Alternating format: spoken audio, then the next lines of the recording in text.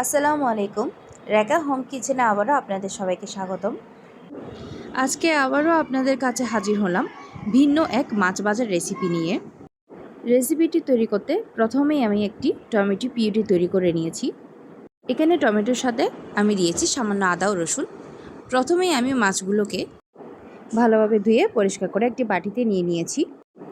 এবার আমি এতে দিয়ে দিয়েছি 1 চামচ লবণ, 2 চামচ টমেটো পিউরি, 1 চামচ মরিচের গুঁড়ো, আধা চামচ হলুদের গুঁড়ো, আধা চামচ ধনিয়া গুঁড়া ও আধা চামচ জিরার গুঁড়া।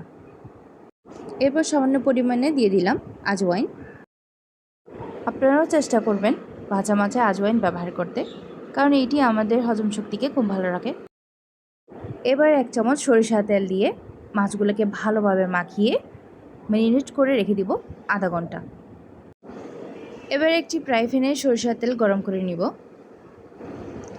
তেল ভালোভাবে গরম হয়ে গেলে তেলে দিয়ে দিব পেঁয়াজ কুচি। পেঁয়াজ কুচির পরিমাণ একটু বাড়িয়ে দিব, কারণ পেঁয়াজ কুচির পরিমাণ একটু বাড়িয়ে দিলে ভাজা মাছ খেতে খুবই সুস্বাদু হয়। এবার পেঁয়াজ কুচি বাদামি রঙের হয়ে আসলে ম্যারিনেট করে রাখা মাছগুলি আমি এক এক করে ফ্রাই প্যানে দিয়ে দিব।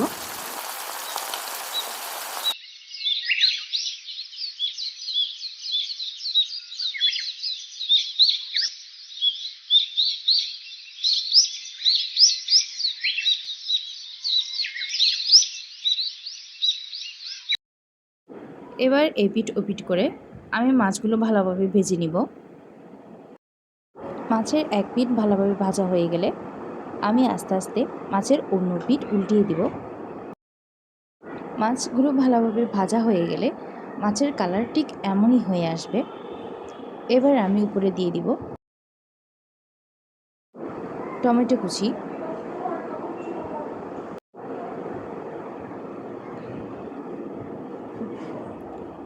আরও দিব পেঁয়াজ কুচি ও ধনেপাতা কুচি।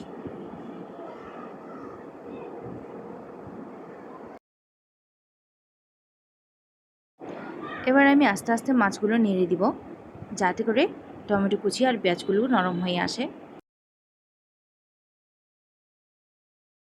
এভাবে মাছ ভাজা করা হলে মাছগুলি উপরে ক্রিস্পি এবং ভিতরে জুসি হয় এবং খেতেও অনেক সুস্বাদু হয়।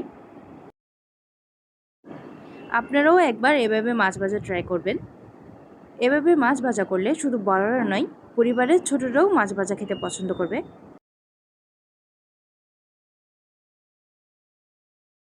আমাদের ভিডিওটি আপনাদের ভালো লাগলে অবশ্যই লাইক, কমেন্ট, শেয়ার করে দিবেন এবং অবশ্যই সাবস্ক্রাইব করতে ভুলবেন না।